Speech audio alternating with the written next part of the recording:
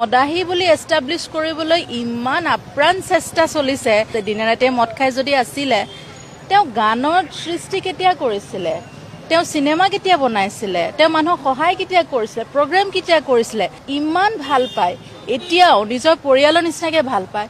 কিয় ভাল পায়? এজন মদাহীকটো মানুহে এনেকুৱাকে ভাল পাব নোৱাৰে। মোৰ দাদাৰ কাৰণে মই কৰি আছো, তো এইটো বহুত কষ্টকৰ কথা।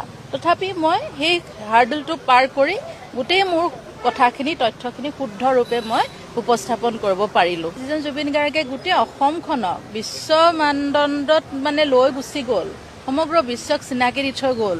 গোটেই জীৱনটো তেওঁ অকল কামেই কৰিলে।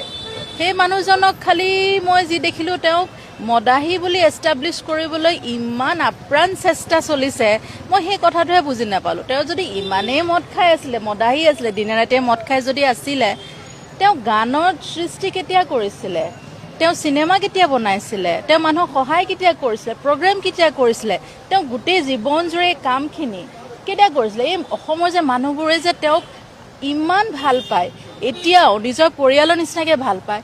কিয় ভাল পায়? এজন মদাহীকটো মানুহে এনেকুৱাকে ভাল পাব নোৱাৰে।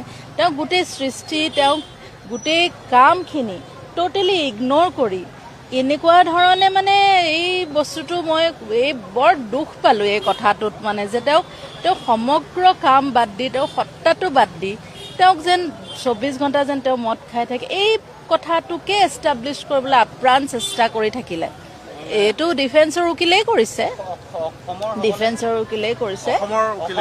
অসমৰ উকিল। আৰু মই এইটোও আচৰিত যে তেওঁলোকে কেনেকে এইখিনি কৰিছে।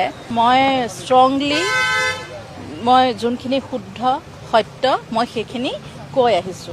সেইটো কাৰণে মই আশ্বস্ত যে মই সেইখিনি কৰিব পাৰিলো। কাৰণ ইমোশ্যনটো জয় কৰি পেলাই আপুনি শুদ্ধ কথাটো কোৱাটো, তাতে এনেকুৱা চিটুৱেশ্যনত যিহেতু মোৰ দাদাৰ কাৰণে মই কৰি আছো, তো এইটো বহুত কষ্টকৰ কথা।